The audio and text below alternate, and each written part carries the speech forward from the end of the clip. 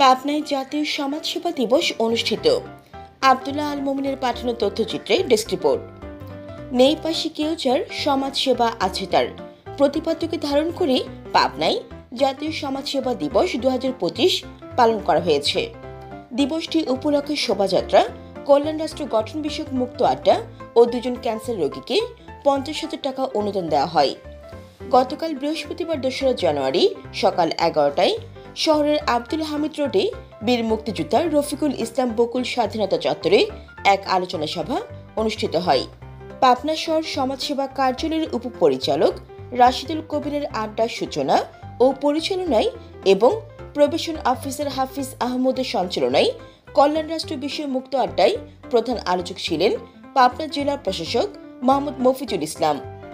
এর আগে সকাল 10টায় জেলা সমাজসেবা কার্যালয় দিবসটি উদযাপনের অংশ হিসেবে 2 প্রজন্মের লড়াকু নবীন প্রবীণদের সমন্বয়ে পাবনা মুজাহিদ ক্লাব থেকে ওয়াকাথনের সূচনা করে। সেখানে প্রধান অতিথি হিসেবে উপস্থিত ছিলেন জেলা প্রশাসক মফিজ, বিশেষ অতিথি ছিলেন পুলিশ সুপার মোর্তজা আলী খান ও civil surgeon doctor Shahidullah Dewan. Jannatul Afsana, CNF TV।